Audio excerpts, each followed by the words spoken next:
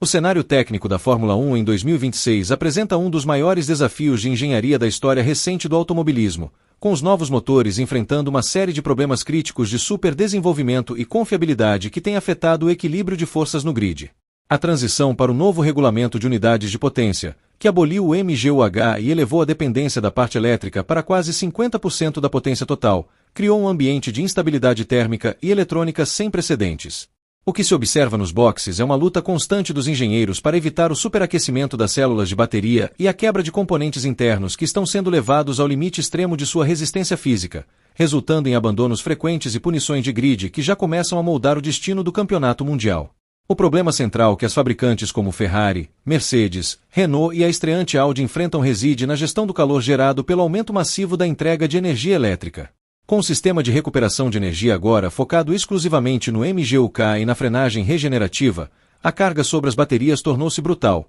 gerando picos de temperatura que comprometem a integridade química dos componentes. Esse superdesenvolvimento da parte elétrica exige sistemas de resfriamento muito mais volumosos e pesados, o que entra em conflito direto com a necessidade aerodinâmica de manter as carenagens estreitas e eficientes. Quando o motor opera acima da janela térmica ideal por apenas alguns segundos, o software de proteção corta a potência imediatamente para evitar uma explosão, deixando o piloto vulnerável em retas onde a velocidade final é essencial para a defesa de posição. Além do calor, a complexidade da integração entre o motor de combustão interna e os novos combustíveis 100% sustentáveis tem gerado falhas de ignição e detonação prematura. Esses biocombustíveis possuem propriedades químicas e pontos de ebulição diferentes da gasolina tradicional, o que exigiu um redesenho completo das câmaras de combustão e dos sistemas de injeção direta de alta pressão. O fenômeno de pré-ignição tem causado danos microscópicos nos pistões de válvulas que, após algumas centenas de quilômetros de uso intenso, evoluem para fissuras estruturais e perda catastrófica de compressão.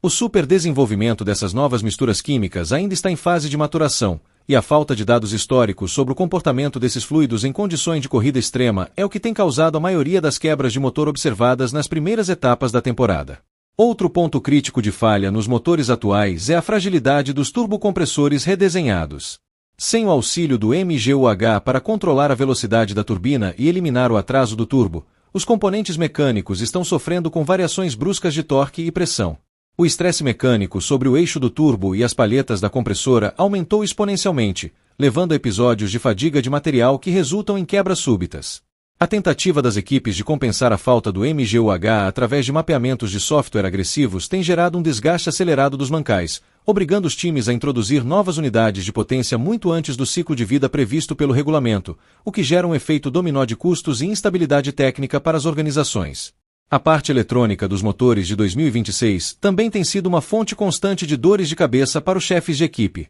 A interferência eletromagnética gerada pelos motores elétricos de alta potência tem causado falhas nos sensores de controle e na comunicação entre a unidade de controle eletrônico e os atuadores do câmbio. Isso se traduz em trocas de marcha imprecisas, cortes de giro inesperados e, em casos mais graves, o desligamento total do sistema híbrido no meio da pista. O superdesenvolvimento dos chicotes elétricos e da blindagem contra a radiação térmica e magnética tornou-se uma prioridade absoluta, mas o peso extra dessas proteções prejudica o centro de gravidade do carro, criando um dilema para os projetistas que precisam escolher entre confiabilidade absoluta e performance dinâmica. A vibração harmônica é outro vilão invisível que tem destruído motores nesta temporada. A nova configuração de entrega de potência, que alterna constantemente entre o esforço do motor a combustão e o torque instantâneo do motor elétrico, cria frequências de vibração que ressoam através do chassi e danificam componentes sensíveis como bombas de óleo e sensores de pressão. Esse fenômeno de ressonância tem sido difícil de simular em bancadas de testes táticas, manifestando-se apenas quando o carro ataca zebras ou passa por ondulações severas em pistas de alta velocidade. O resultado é uma série de falhas que parecem aleatórias, mas que na verdade são fruto de um superdesenvolvimento que ainda não conseguiu domar a violência física das novas unidades de potência integradas. Nas equipes menores e nas clientes, o problema é agravado pela falta de acesso aos mapeamentos de software mais avançados das fabricantes originais. Como as unidades de potência são fornecidas como pacotes fechados, qualquer instabilidade no fornecimento de energia ou no resfriamento torna-se um obstáculo intransponível para os engenheiros de pista, que não têm permissão para alterar os códigos de segurança do motor. Isso tem gerado uma disparidade de confiabilidade entre as equipes de fábrica e as compradoras, onde os carros clientes sofrem muito mais com superaquecimento e perda de potência em regimes de corrida, evidenciando que o superdesenvolvimento tecnológico das fabricantes ainda não foi totalmente compartilhado ou estabilizado para o uso em larga escala no grid. A questão do clipping, que é a falta de energia elétrica no final das retas, tornou-se o problema tático mais visível para o público. Os motores atuais simplesmente não conseguem regenerar energia rápido o suficiente para manter o impulso elétrico durante toda a extensão de retas como as de Baku ou Spa-Francorchamps. Isso faz com que o motor a combustão tenha que carregar o carro sozinho nos últimos metros, resultando em uma queda brusca de velocidade que os pilotos chamam de bater no muro.